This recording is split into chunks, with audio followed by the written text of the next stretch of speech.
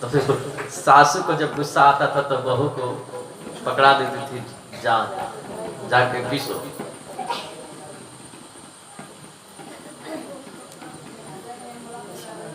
बोले कृष्ण कन्हैया लाल की।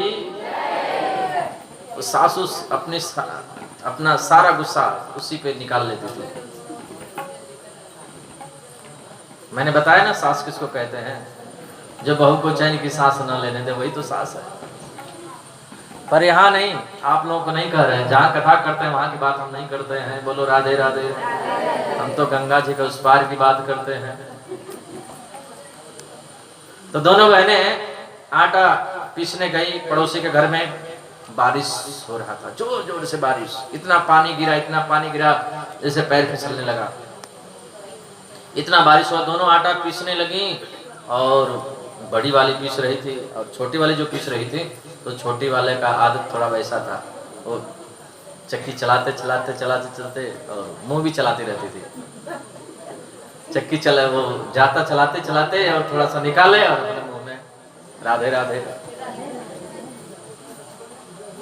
तो चक्की भी चलाए और मुंह भी चलाए, 25% तो खत्म ही कर दिया उसमें से।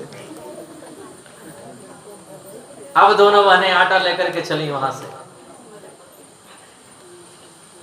बड़ी वाली ने टोका कि हद है, तू पीस रही है और बीच में से वो भी कर रही है। वो बोली हमारे मायके का संस्कार है, हम वहीं से करती हैं। बोल राधे राधे। अब दोनों बहनें आटा लेकर के अपनी चली। रास्ते में पानी गिरा ही था ज्यादा, पैर फिसलने जैसा था। दोनों बहनें गिर पड़ी आटा लेकर के और दोनों का आटा सब बर्बाद हो गया, मिट्टी में मिल गया। बड़ी वाली जोर जोर से रोने लगी, मेरा सारा आटा बर्बाद हो गया, बच्चे भूखे रहेंगे। बड़ी वाली बहन जोर जोर से रोने लगी तो छोटी वाली जोर जोर से हंसने लगी। बड़ी वाली डांटी, हद है, तुम क्यों रो रही हो?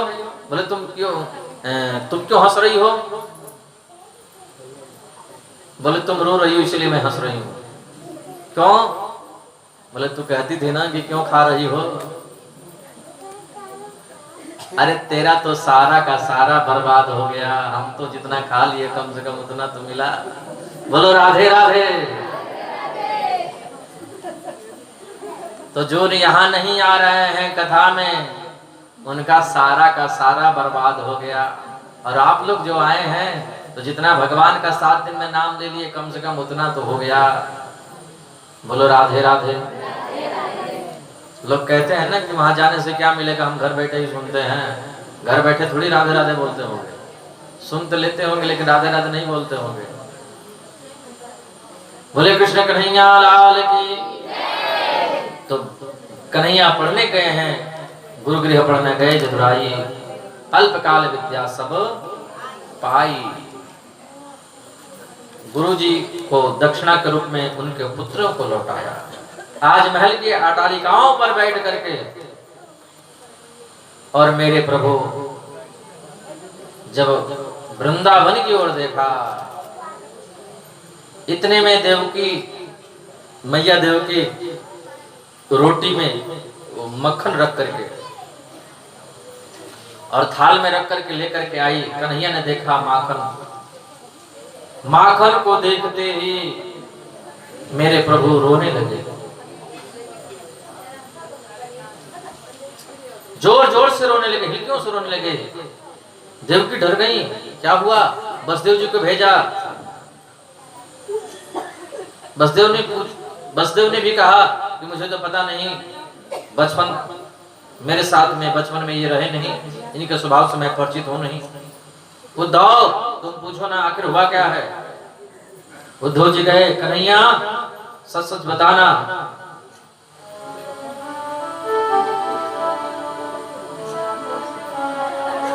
वृष्णीनां प्रवरो मंत्री कृष्णस्य दैतः सखा शिष्यो बृहस्पते साक्षात् उद्धवो बुद्धि सप्तम।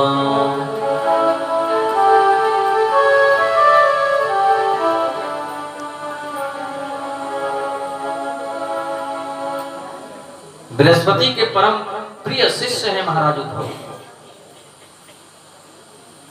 उद्धव जी आए, गोविंद बताओ ना क्यों रोते हो? सब लोग चिंतित रहते हैं, आखिर बात क्या है? कन्हैया ने कहा, उद्धव तुमसे मैं क्या बताऊं,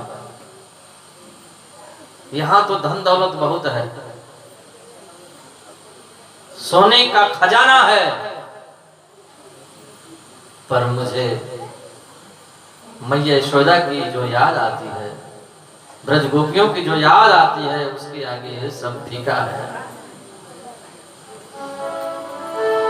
यह मथुरा कंचन की नगरी,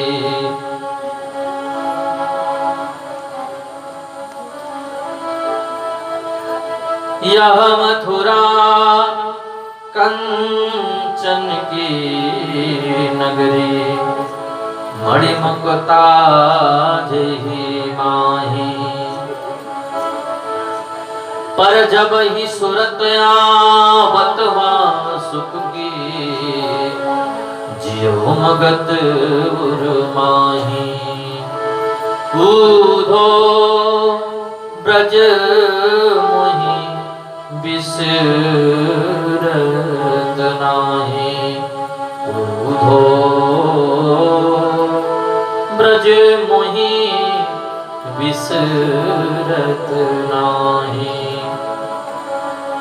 उद्धव, मुझे मैया यशोदा की याद आ रही है। मुझे लगता है कि मैंने बहुत बड़ा अपराध किया है।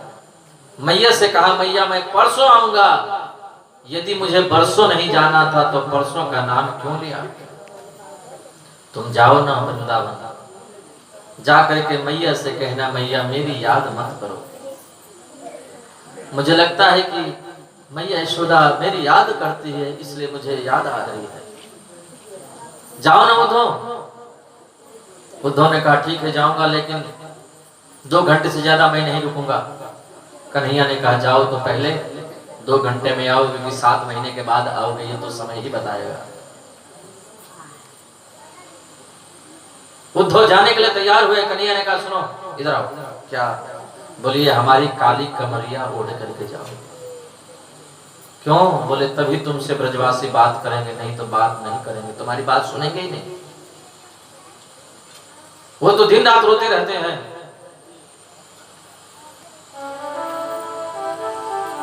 चले मथुरा से जब कुछ दूर, वृंदावन निकट आया, वहीं से प्रेम ने अपना अनोखा रंग दिखलाया। उलझ कर वस्त्र कांटों में लगे उद्धव को समझाने, तुम्हारा ज्ञान पर्दा फाड़ देंगे ये प्रेम दीवाने।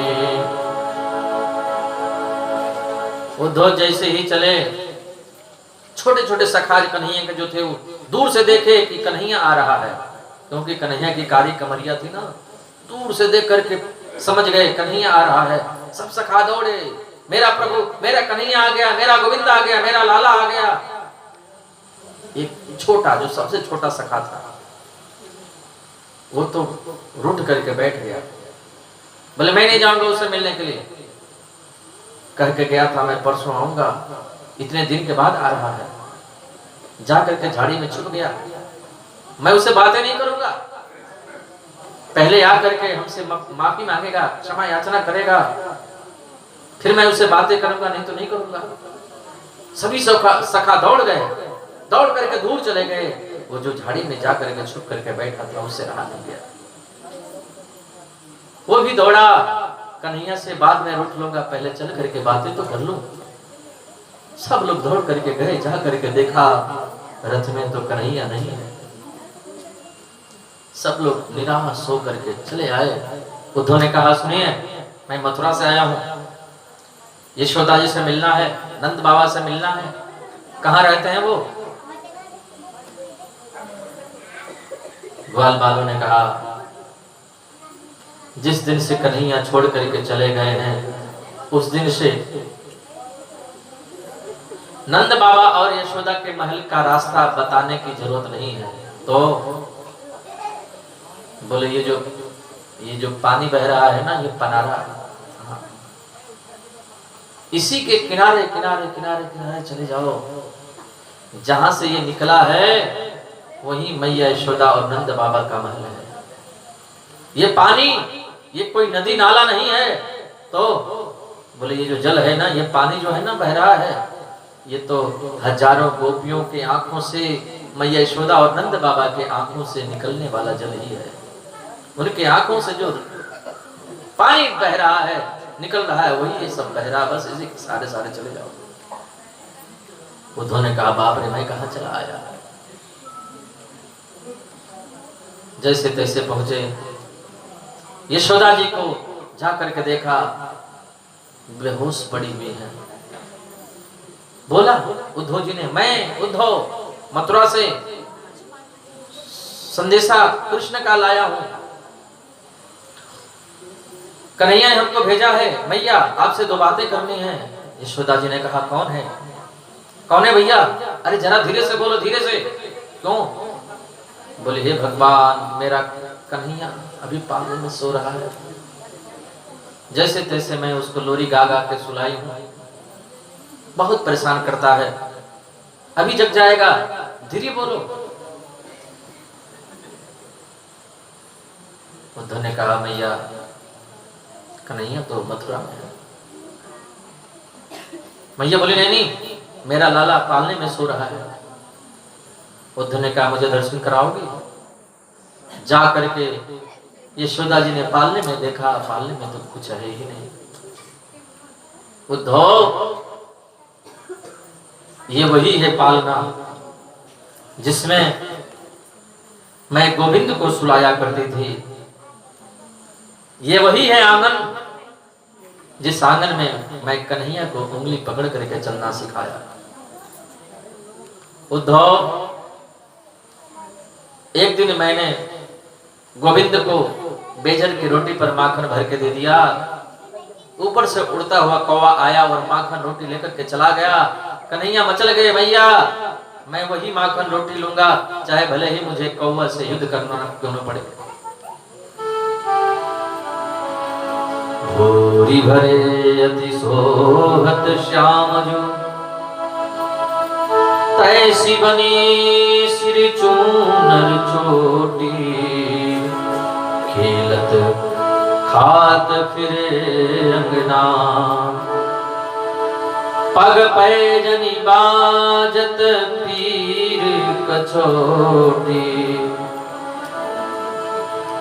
वहाँ छवि को रसिखान बिलोकत, वारद काम कलानिधि कोटि।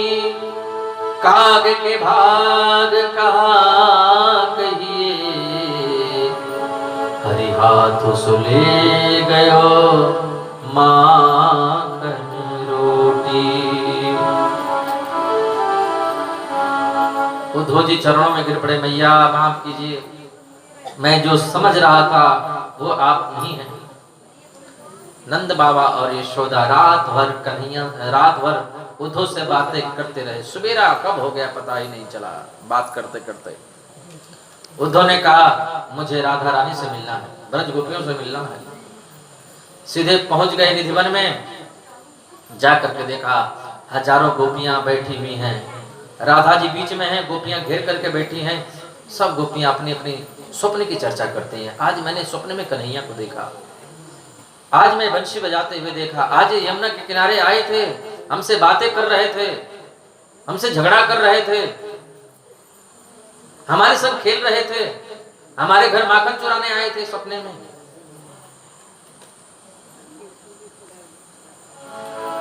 रात शाम सपने में आए,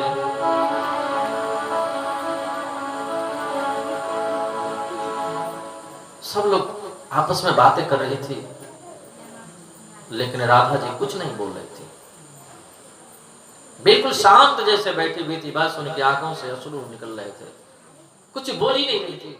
सब गोपियां अपनी अपनी चर्चा